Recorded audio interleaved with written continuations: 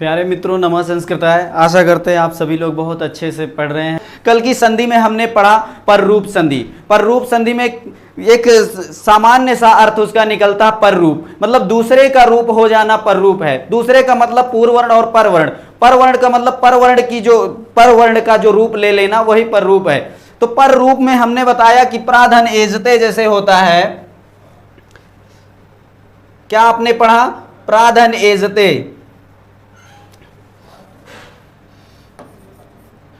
प्राधन एजते आपने पढ़ा। तो आपसे केवल इतना पूछना है कि ये आपको समझ में आया है। तो आपसे एक प्रश्न मेरा आपके लिए है कि ये किस संधि का जो है अपवाद है, किस संधि को जो है इग्नोर करके अपना रूप ले रहा है। कोई तो ऐसी संधि होगी जिसको ये इग्नोर करके दूसरे संधि बना रहा, पर रूप संधि है ना। तो ये चीज आपसे पूछना है मुझे, आप इसका जवाब देंगे। जल्दी से जल्दी सभी लोग जवाब दीजिए कि ये किसका अपवाद है। प्राधन एजते किस संधि का अपवाद पैदा कर रहा है। अपवाद तो आपको मैंने बता दिया कि जो चीजें व्यवस्थाएं वही हों लेकिन अर्थ दूसरा निकाले तो वहां पर क्या होती है, वो अपवाद होता है। ठीक ना, व्यवस्थाएं वही हैं। किस संधि में अकार और ए मिलकर के क्या होता है, आ और ए मिलकर के क्या हमने बताया था, एक संधि हमने पढ़ाई थी तो आ और ए मिलकर के कुछ दूसरा संधि बना था ना। तो वही चीज वो किस संधि का ये प्राधन एजते अपवाद कर रहा है, ये चीज आपको बताना है।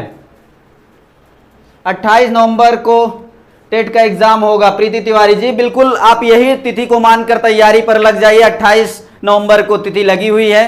भगवान करे यदि 2-4 दिन बढ़ जाता है, 10 दिन आपको पढ़ने का मौका मिलता है, लेकिन नहीं भी बढ़ता है तब भी आप 28 तारीख को बिल्कुल एग्जैक्ट मानकर तैयारी पर लग जाइए कि 5-10 घंटे आपको पर डे तैयारी में लगे ही रहना है। अभी शाम की कक्षाओं को खत्म होने के बाद ये जितनी कक्षाएं आज आपने पढ़ा इसको सबको फिर से एक बार देख लीजिएगा और सुबह उठते हुए फिर इसको जल्दी से सुबह उठिएगा, फिर देख लीजिएगा और इसके बाद फिर से लाइव कक्षाओं का आनंद लीजिएगा। तो सभी लोग जब इस तरह से पढ़ते रहेंगे 28 नवंबर तक, तब किसी एग्जामिनर में वो औकात नहीं जो प्रश्न बना दे आप कर ना पाए। ठीक ना, मेरी आप सभी के लिए बहुत ढेर सारी शुभकामनाएं हैं। आपसे प्रश्न पूछा गया है प्राधन एजते ये किस संधि का अपवाद पैदा कर रहा है। मैंने कल आपको बताया पररूप संधि होती है। आ और ए मिलकर के यहां पर हमने कहा था ए हो जाता है, ये पररूप संधि। पररूप का मतलब ये वाला पर वाला वर्ण का रूप ले लेना है ना। तो यही संधि हमने बताई थी कल। तो ये किस संधि का अपवाद पैदा कर रहा है, आप बताइए जी। विशाल प्रजापति बहुत बहुत धन्यवाद, आपका बहुत अच्छा आंसर है। बबलू पाठक जी बहुत बहुत धन्यवाद, आपका भी बहुत अच्छा। सभी लोग बहुत अच्छा जवाब दे रहे हैं। प्रकृति भाव धर्मेंद्र निषाद जी थोड़ा सा गलत हो गया, थोड़ा सा और अच्छे से सोचिए तो समझ में आ जाएगा। रामेश्वर मिश्रा, क्लास कब से चल रही है? क्लास भैया पूरा काफी दिनों से चल रही है। आज 14-15वीं क्लास होगी संस्कृत की। आप लगातार पूरा बने रहेंगे, सब कुछ समझ में आएगा। जहां नहीं समझ में आता आप कमेंट के माध्यम से बताइए। आप आए लाइव होइए और अपने यार दोस्तों को भी लाइव करवाइए, है ना। सभी लोग लाइव हो जाइए और बढ़िया से पढ़िए। यहाँ पर निःशुल्क कक्षाएं सारी टेट की चल रही हैं, किसी तरह का कोई शुल्क नहीं है, लेकिन मेहनत भी बिल्कुल शुल्क वाला हो रहा है। जैसे आप शुल्क देकर पढ़ रहे हैं उसी तरह आप भी, नहीं समझ में आता बिल्कुल कमेंट के माध्यम से पूछिए। ठीक ना, यहाँ पर जो है ये ऐ होना चाहिए था, ये वृद्धि संधि का अपवाद है। किसका अपवाद है? वृद्धि संधि का। ठीक ना, ये थोड़ा सा मोटा मोटा, लेकिन मैं देखिए आपको बताया कि आ और ए मिलकर के ऐ हो जाता है, वृद्धि संधि में होता था। लेकिन पररूप ने कहा कि दूसरे वाले का रूप ले लेना, ये क्या होता है? पररूप होता है। ठीक ना, ये कल की संधि हमने पढ़ा था। ठीक है,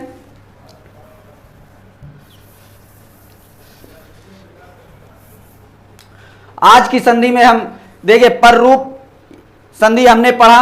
अब या एक और पररूप करता है, वहां पर भी देख लेते हैं कहां पर पररूप होता है।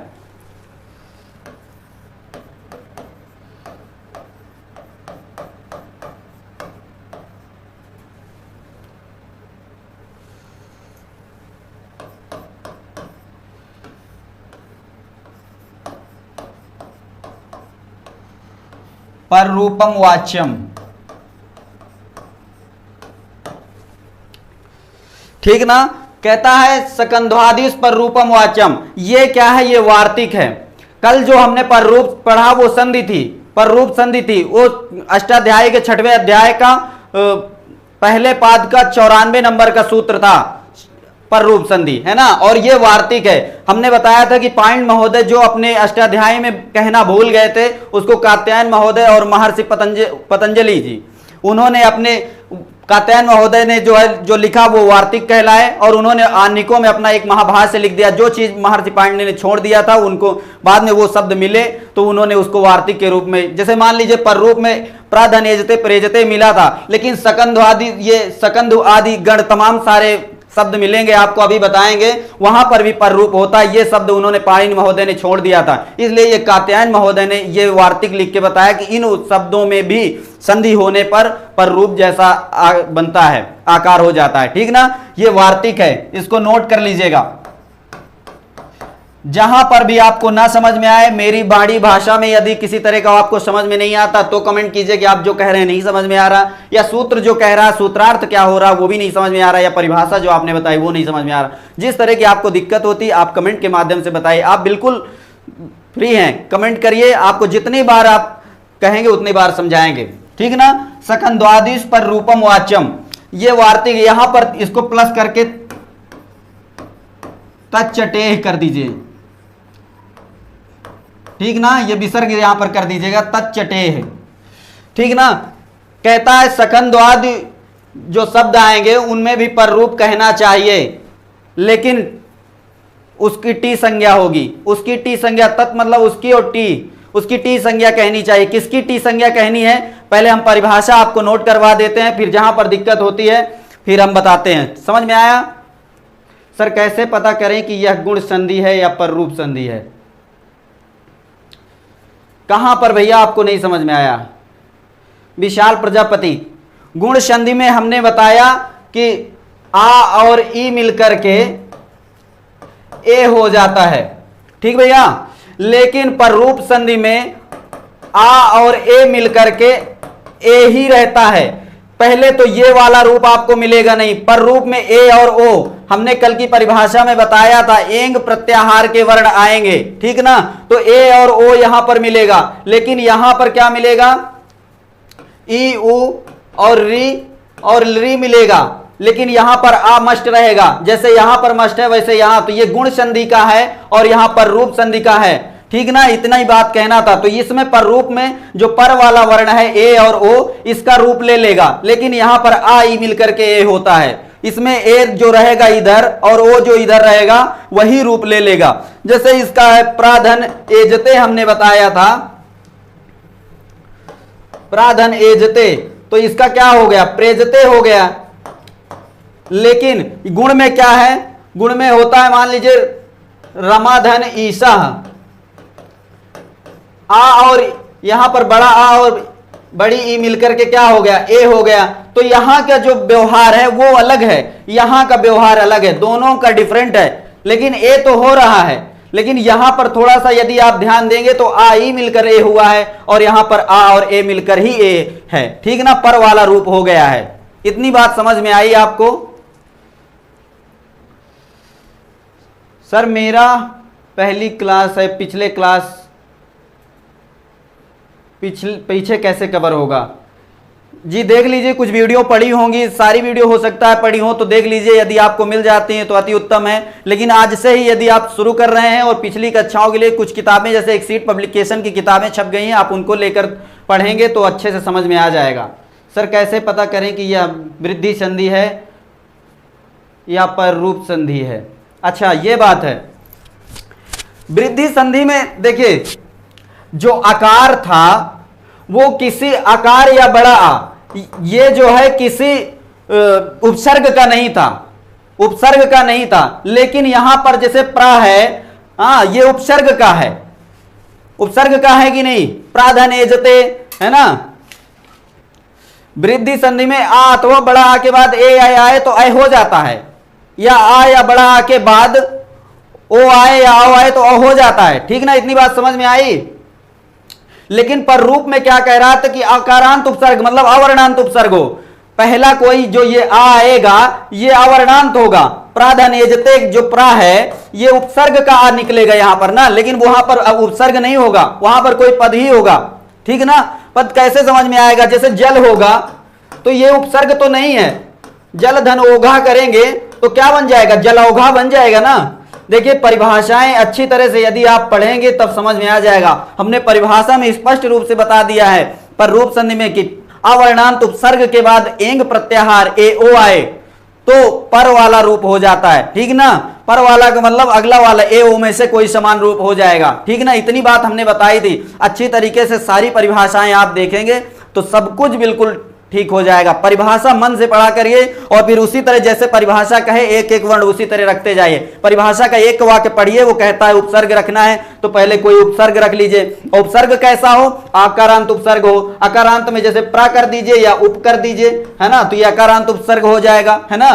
फिर इसके बाद वो कह रहा है एंग प्रत्याहार का, तो एक प्रत्याहार में कोई ऐसा वर्ण आए जो एंग प्रत्याहार का हो, है ना, ए ओ हो, कोई धातु का हो, है ना। इस तरह जो भी वहां पर हो वो चीजें आपको रखना पड़ेगा, ठीक ना। समझ में आ गया। टेलीग्राम चैनल बता दो सर। एक्सीड डालेंगे तो आपको टेलीग्राम पे सर्च करिएगा एक्सीड कोचिंग, तो वहां पर आपको मिल जाएगा, ठीक ना। टेलीग्राम पे सर्च कीजिएगा, मिल जाएगा। इतनी बात आपको समझ में आ गई। किसी को कोई दिक्कत हो तो बताइएगा। अब आपका डाउट खत्म हो गया।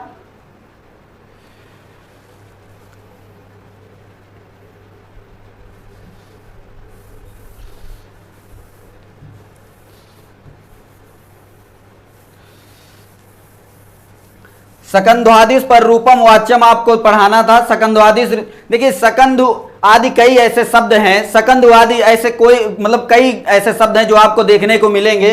उनमें संधि होने पर रूप मतलब दूसरा वाला ही रूप हो जाता है, ठीक ना। आपके सामने देखिए परिभाषा पहले लिखते हैं, परिभाषा नोट कर लीजिए।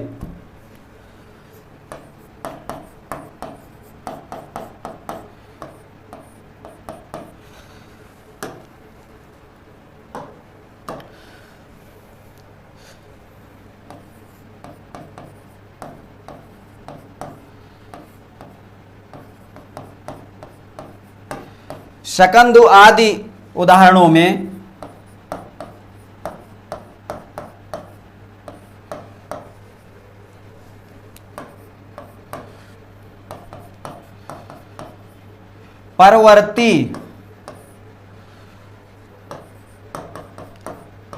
परवर्ती स्वर का ही अस्तित्व रहता है।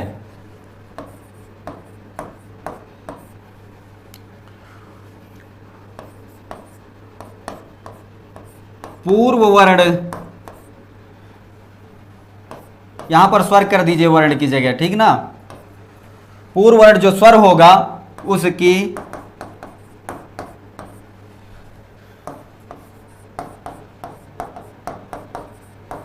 टी संज्ञा करते हैं।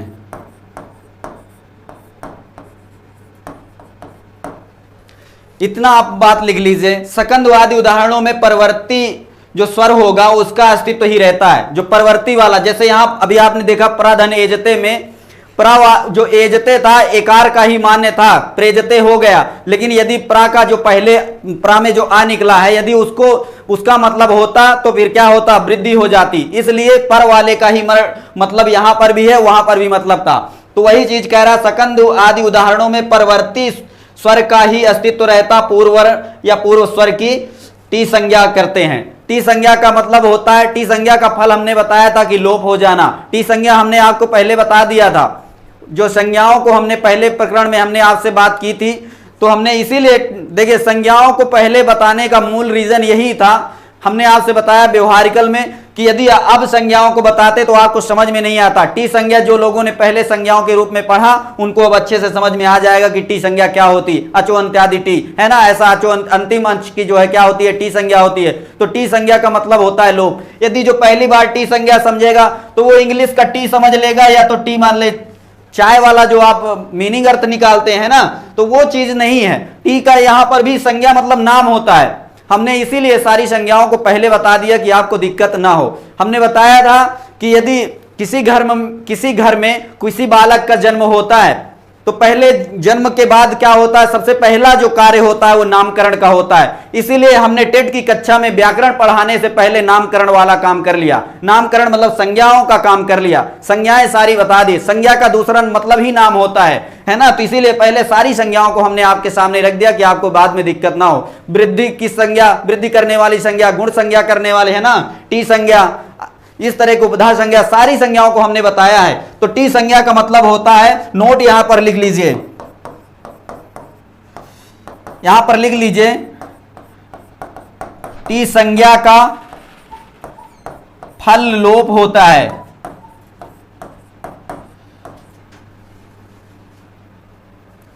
टी संज्ञा का फल क्या होता है? लोप होता है, ठीक ना। मतलब जहां पर टी संज्ञा की बात करेंगे वहां पर लोप की बात होती है। इतनी बात आपको समझनी है, ठीक ना जी। शक में आ की टी संज्ञा होगी जी, जब टी संज्ञा हो जाएगी आ का लोप हो जाएगा। इतनी बात आपको समझ में आई। आगे चलें, उदाहरण सभी लोग नोट करते चलिएगा। देखिए ये ना सोचिएगा कि वीडियो पड़ी रहेगी तो फिर बाद में नोट कर लेंगे।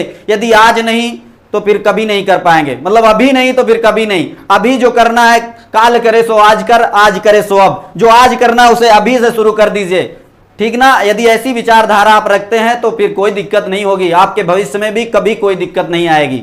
इसलिए आप पूरा काम तुरंत करते चला करिए। मान लीजिए कल वीडियो प्राइवेट हो जाएगी तो फिर क्या करेंगे आप, है ना। तो इस वजह से आप पढ़ते चलिए अच्छी तरह से, ठीक ना। आगे चलें, कहा कि पूर्व वर्ण की टी संज्ञा हो जाएगी। तच्चटे, मतलब ये टी संज्ञा जो कह रहा है ये पूर्व वर्ण की टी संज्ञा की बात कर रहा है। पर वाले का तो अस्तित्व बना ही रहेगा। इसने बताया परिभाषा ने, परवर्ती वर्ण की या परवर्ती स्वर की का जो अस्तित्व है वो बना रहेगा, लेकिन पूर्व वाले की टी संज्ञा हो जाएगी। आपको उदाहरण के माध्यम से समझाते हैं।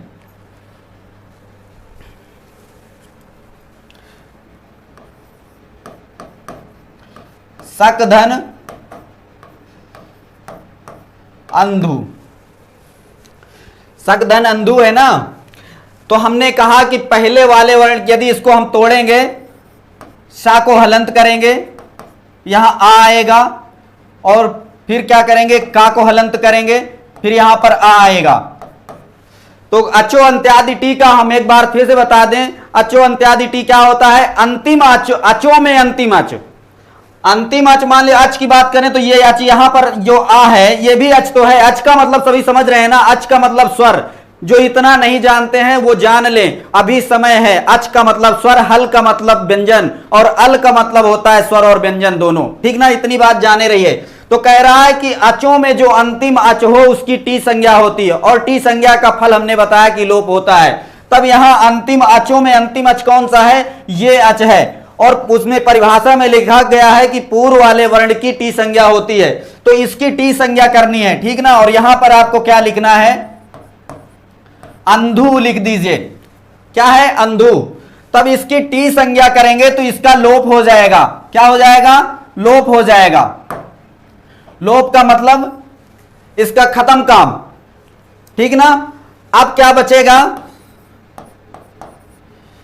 रेड आपको नहीं दिख रहा होगा ना, कलर चेंज कर देते हैं।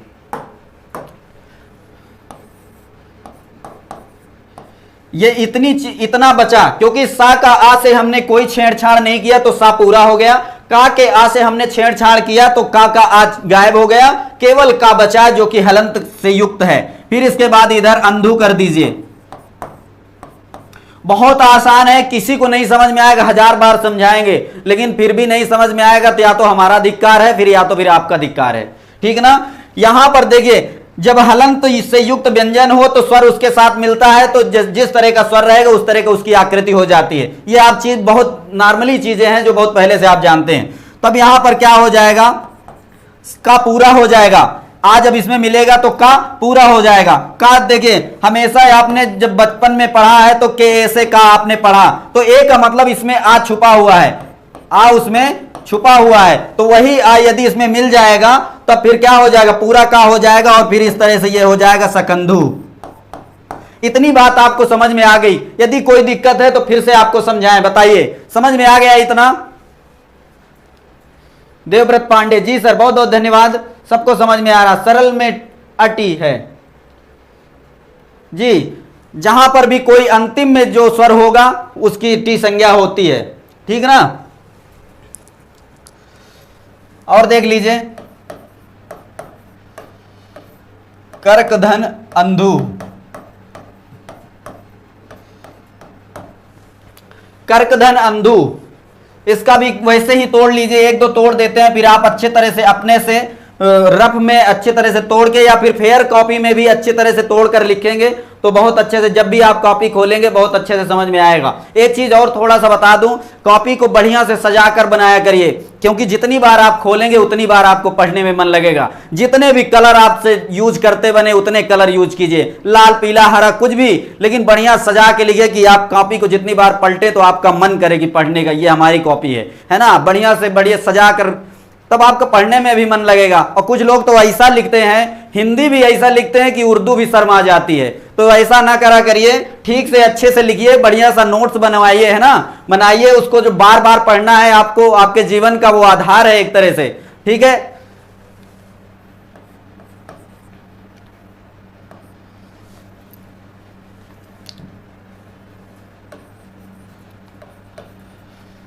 हम बता रहे थे इसको तोड़ने के लिए, का को हलंत करेंगे तो आ निकलेगा, और फिर इसके बाद ये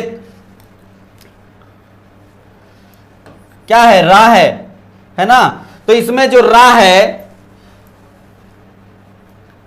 इसको ये पूरा रा है, ठीक ना, नहीं पूरा नहीं, आधा है। और फिर इसके बाद क्या है, का को हलंत करेंगे तो आ निकलेगा, ठीक ना। इतनी बात आपको बतानी थी। और इधर क्या है, अंधु, ठीक ना। तब इसकी क्या हो जाएगी, टी संज्ञा हो जाएगी। हमने बताया कि इसकी क्या हो जाएगी, टी संज्ञा, अंतिम आकार की टी संज्ञा होगी। तब इसको फिर से नोट कर लीजिए, क्या हो जाएगा, ये बनेगा क्या, करकंधु बनेगा, ठीक ना। इतनी बात आपको समझानी थी। कोई दिक्कत हो रही हो तो बताइए, कोई दिक्कत नहीं होनी चाहिए। का में आ मिल जाएगा, पूरा का हो जाएगा और रा ऊपर चला जाएगा क्योंकि आधा है, और ये का में आ इसका गायब हो जाएगा। हमने बताया कि इसकी टी संज्ञा होनी है, तो टी संज्ञा जिसकी हो जाएगी वो उसका क्या हो जाएगा, लोप हो जाएगा। फिर इसके बाद अंधु जोड़ दीजिए, करकंधु हो जाएगा, ठीक ना। क्योंकि इस आ का यदि मतलब होता तो यहां पर दीर्घ हो जाता, दीर्घ हो जाता तो क्या बनता, करकांधु बन जाता, है ना, करकांधु बन जाता, दीर्घ संधि। लेकिन करकांधु कोई शब्द नहीं होता है, इसलिए करकंधु जो है शब्द होता है, इसलिए इसको जो है करकंधु बनाएंगे। देखिए मैंने बताया कि पायन महोदय जो चीज छोड़ गए वो चीज पूरा करने के लिए कात्यायन महोदय आए, तो उन्होंने करकंधु शब्द ऐसे तमाम सारे शब्दों को पढ़ा, तो उन्होंने कहा कि यहां पर तो पररूप हो रहा है तब, लेकिन पायन महोदय छोड़ गए तो उन्होंने वार्तिक लिखा, सकंद्वादिश पर रूपम वाच्यम तत्चटे, ठीक ना। तो ये जो है वार्तिक से ये सारे वर्णों को फिर यहां पर रखा गया, ठीक ना। इतनी बात आपको समझ में आ गई। और एक उदाहरण देख लीजिए,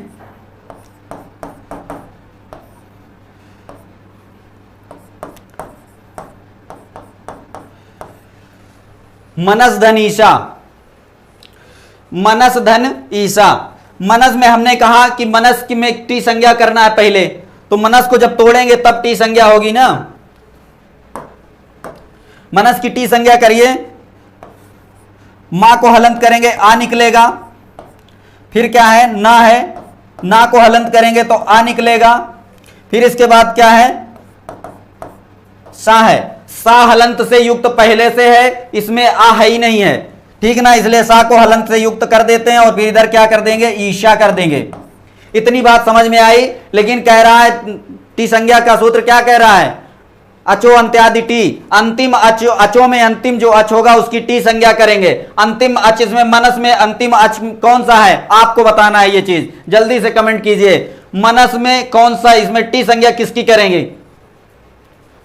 अंतिम अच कौन है या टी संज्ञा किन वर्णों की करेंगे, जल्दी से कमेंट कीजिए। टी संज्ञा किन वर्णों की करनी है, यहां पर टी संज्ञा हमने बता दिया है। जो लोग टी संज्ञा पढ़े होंगे वो तो समझ ही रहे होंगे ना, जो आज नए आए हैं उनसे ये प्रश्न नहीं है, वो केवल देखते रहें कि क्या हो रहा है, आज उनको समझ में आना चाहिए। लेकिन जो लोग पहली कक्षा से आज तक जुड़े हुए हैं या जो संज्ञा पढ़े हैं उनसे पूछा जा रहा है कि यहां पर मनस में टी संज्ञा किसकी करनी है, बताइए। रीना यादव, यस यस मतलब सा, सर कल का क्लास नहीं मिल रहा है। सभी लोग देखिए लाइव हो जाइए, हाँ जहां पर दिक्कतें होती हैं तब तो बताइए। देखिए बाद में वीडियो को प्राइवेट कर देते हैं तब फिर दिक्कत होगी, है कि नहीं। तमाम सारे मिसयूज भी होते रहते हैं, तो इस वजह से सभी लोग लाइव होकर बढ़िया से पढ़ लीजिए। एक बार में 1 घंटे में जो चीज नहीं समझ में आती आप कमेंट के माध्यम से करते रहिए, खूब कमेंट कीजिए, सर यहाँ नहीं समझ में आया, कितनी बार भी बताना पड़ेगा, बताएंगे, ठीक ना। लेकिन अब कल की वीडियो मान लीजिए प्राइवेट हो गई तो वो आना थोड़ी दिक्कत हो जाती है ना, तो सभी लोग लाइव होकर पढ़िए।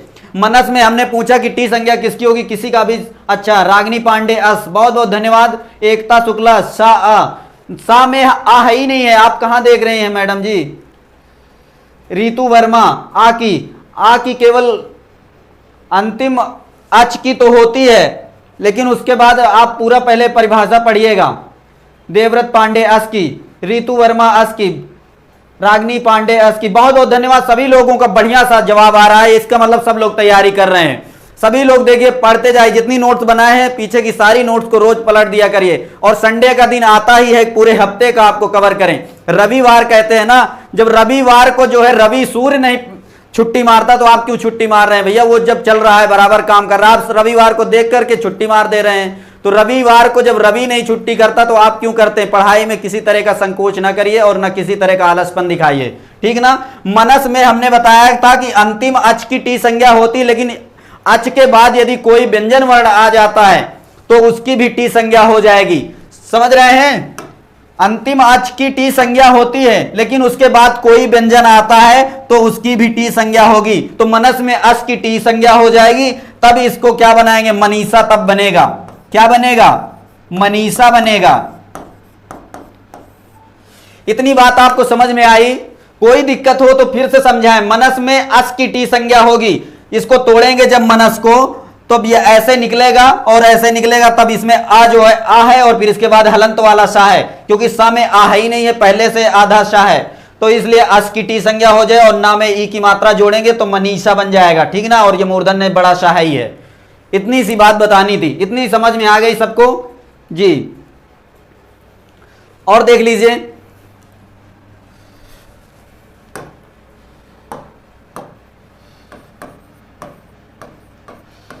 कुल धन अटा, कुल धन अटा का को हलंत करेंगे, ऊ निकलेगा। स्वर इसमें ऊ लगा हुआ है, ठीक ना, तब ऊ निकलेगा। फिर इसके बाद क्या है? ला है, ला को हलंत करेंगे, आ निकलेगा। फिर इसके बाद क्या है? अटा। इतनी बात समझ में आई? अचो अंत्यादि टी कहता अंतिम अच की टी संज्ञा करनी है। अंतिम अच का मतलब अंतिम स्वर की टी संज्ञा करनी है। यदि स्वर के बाद कोई व्यंजन वर्ण रहता है तो उसकी भी टी संज्ञा होती है। व्यंजन वर्ण का मतलब जिसमें हलंत लगा हो, फिर उसके बाद कोई स्वर ना हो। यदि स्वर होगा तो फिर केवल स्वर की होगी। यदि स्वर के बाद कोई व्यंजन बचता है तो उसकी टी संज्ञा होगी, ठीक ना। इतनी बात। तब यहां पर केवल अंतिम अच में क्या है? आ है, आ की टी संज्ञा होगी। यदि इसके बाद कोई व्यंजन होता, हलंत से युक्त होता, यदि होता तो हलंत से युक्त होता, नहीं तो फिर कोई स्वर होता, ठीक ना। जैसे मान लीजिए रेवती है, रेवती में क्या हो जाएगा? रा, ए और फिर वाह हलंत करेंगे, फिर इसके बाद क्या आएगा? आ करेंगे और फिर ता करेंगे और फिर इसके बाद क्या होगा? बड़ी ई की मात्रा कर देंगे, है ना, हलंत करेंगे। तब यहां पर यदि टी संज्ञा होगी तो ईकार की टी संज्ञा होगी। जरूरी नहीं कि आ ही हो, जो उसमें लगा होगा स्वर, उस अंतिम स्वर की टी संज्ञा करनी है। यदि रेवतीन होता, रेवतीन कोई शब्द नहीं होता, आपको समझाने के लिए बता रहा हूं। रेवतीन होता, नकार में हलंत लगा होता, तो इसका मतलब इसमें कोई स्वर नहीं है। तब यहां पर क्या हो जाता? तो यहां के टी संज्ञा यदि करते तो ईन की टी संज्ञा हो जाती। ये समझाना केवल मात्र है, आपको अच्छी तरह से समझ में आना चाहिए। किसी तरह की कोई डाउट हो तो बताइए। इतनी बात समझ में आ गई कि नहीं है? कुल्टा जी, अनिल मौर्य, कुल्टा हो जाएगा जी, बिल्कुल।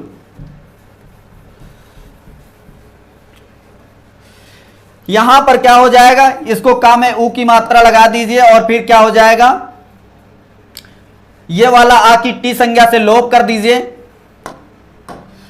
इसकी टी संज्ञा से लोप कर दीजिए और फिर क्या हो जाएगा? ये आ इसमें मिल जाएगा तो ये पूरा ला हो जाएगा और फिर इधर कुल्टा, ठीक ना। कुल्टा शब्द उनको मिला वह कात्यायन महोदय को, तो उन्होंने जो है कुल्टा को फिर ये सूत्र में रख दिया, ठीक ना। इतनी बात समझाना था। कात्यायन महोदय के एक अपर नाम वरुचि भी है, ये भी जाने रहिएगा, ठीक ना। यदि आपसे पूछता है कात्यायन महोदय का अपर नाम क्या है तो वरुचि है। पूछ हो सकता है ना पूछे, लेकिन जानकारी में आप रखिएगा। कुल्टा, ठीक ना।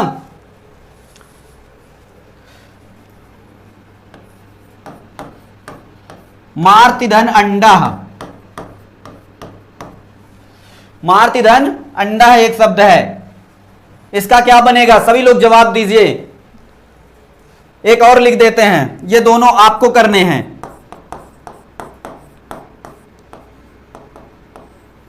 पतंजलि, पतंजलि का आपको विच्छेद करना है और मार्तंडा, ये मार्त धन अंडा का इसका जो है विच्छेद वो संधि करना है। बताइए, हम ही बता दिए हैं, सब लोग जान गए होंगे। इसको तोड़ लीजिए। मां को हलंत करेंगे, यहां बड़ा आ निकलेगा, फिर रा को हलंत करेंगे, यहां पर फिर क्या निकलेगा, ता, और ता को आ। ठीक ना, इतनी बात समझ में आई। इसके बाद क्या है, अंडा है। ऐसा समझ में आया। हमने कहा अच, अंतिम अच की टी संज्ञा होगी, अंतिम अच की टी संज्ञा कर दीजिए। टी संज्ञा का हमने बताया फल जो होता है वो लोप होता है ना। तो यहां पर क्या बन जाएगा,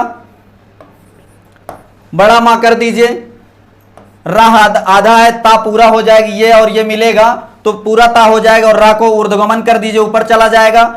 और फिर क्या है, ऐसे ही इसको सीधा ऐसे उतार दीजिए, क्या बन जाएगा, मार्तंडा बन जाएगा। समझ में आ रहा है ना। पतंजलि का इसी तरह होता है, पतत धन अंजलि, पतत धन अंजलि, ये ऐसे होगा। ठीक ना, ता हलंत से युक्त है। अब इसको तोड़ दीजिए, पा को हलंत करेंगे तो क्या निकलेगा, आ निकलेगा, फिर ता को हलंत कीजिए, आ निकलेगा, और फिर इसके बाद क्या है, फिर इसके बाद है ता हलंत से युक्त, और फिर इधर क्या है, अंजलि कर दीजिए। ठीक ना। हमने कहा अंतिम अच की टी संज्ञा करनी, इसमें टी संज्ञा आपको करना है। बताइए टी किसकी किसकी करेंगे, आप बताइए, सभी लोग जवाब दीजिए। टी संज्ञा किसकी होगी, पतंजलि में टी संज्ञा करना है। आपसे ये सवाल पूछ सकता है यूपी टेट में, पतंजलि में टी संज्ञा किन वर्णों की होगी, तब आपको टी संज्ञा करना है। बताइए, जल्दी से जवाब दीजिए भैया सभी लोग।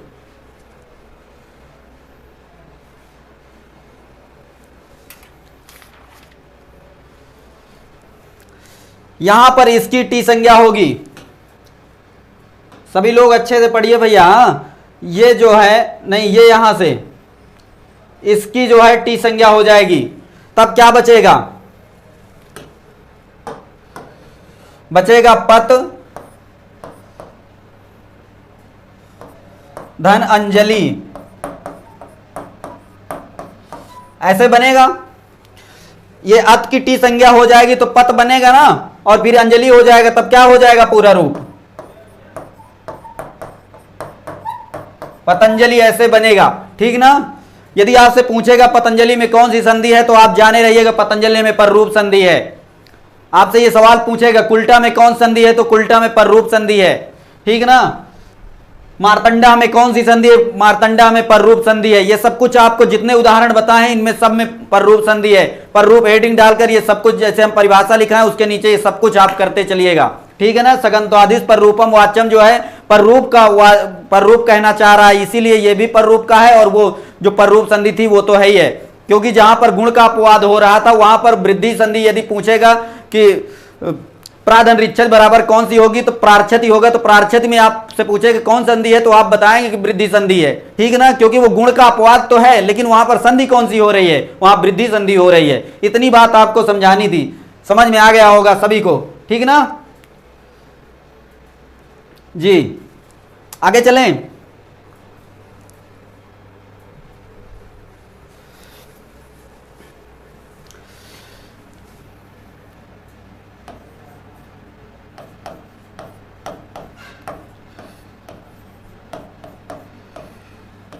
स्वर संधि कल आपकी समाप्त हो जाएगी 100%। प्रकृति भाव, ये प्रकृति भाव संधि है। इसका सूत्र होता है रित्यका, रित्यका होता है। ठीक ना। रित्यका को यदि तोड़ेंगे तो कैसे बनेगा,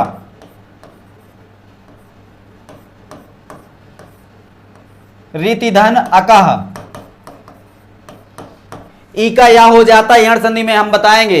ई को आ हो जाता है यदि आगे कोई स्वर हो तो। ठीक ना। तो ये इकार को या हो गया है और ता हो गया हलंत में, तो रित्यका ऐसे बन गया। इतनी बात समझ में आ गई। रीति धन का बराबर रित्यका हो जाता है। इतना समझ में आया। हमने बताया था कि सप्तमी जिसमें लगी होती वो बाद में होता है, तो क्या कह रहा है, अक मतलब रीति बाद में होने पर, तो किसके बाद में होने पर, अक प्रत्याहार के बाद में री वर्ण आए तो वहां पर क्या होता है, जैसे है वैसा हो जाता। प्रकृति भाव का मतलब एक सामान्य अर्थात समझ लीजिए, प्रकृति का मतलब होता है जैसा है वैसा है। यदि इस समय आप देख रहे हैं पितृ पक्ष चल रहा है ना, तो जिनकी दाढ़ी बढ़ रही है 15 दिन तक बढ़ेगी, कोई बनाएगा नहीं, तो मतलब जैसा स्वभाव है वो चल रहा है। दाढ़ी बढ़ रही है, कोई बनाने का नाम नहीं लेगा। बड़ी बड़ी दाढ़ियां हो जाए, जैसे कोरोना में था, कोई नहुआ के पास नहीं जाते थे तो दाढ़ी बढ़ रही थी तो बढ़ रही। जैसे मोदी जी की देख लीजिए, वो रित्यका है, मतलब जैसा है वैसा होता रहेगा, उसमें कोई बदलाव नहीं होगा। तो वही संधि ये प्रकृति भाव भी कह रही है कि जैसा है वैसा ही रहेगा, उसमें कोई बदलाव नहीं होगा। ठीक ना, परिभाषा लिख लीजिए तब समझ में आ जाएगा।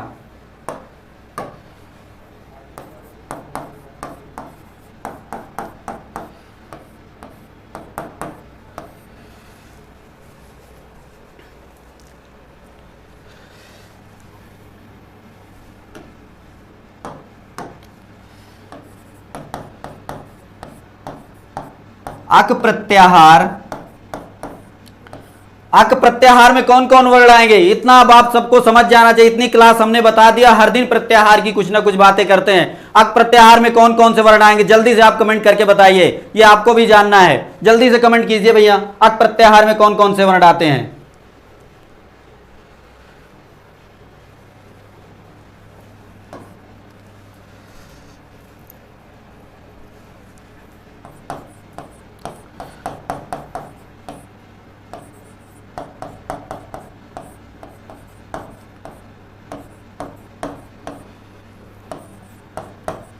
जल्दी से कमेंट कीजिए, आपके लिए वो खाली स्थान छूटा हुआ है। आप जब कमेंट करेंगे तभी भर जाएगा, क्योंकि हम बहुत दिनों से प्रत्याहारों के बारे में बहुत बताते आए हैं। अब आपको बताना अक प्रत्याहार के अंतर्गत कौन कौन वर्ण आते हैं। यदि टेट की परीक्षा पास करनी है तो इतना आपको मेहनत करनी पड़ेगी, इतना आपको जानना ही पड़ेगा। ठीक ना,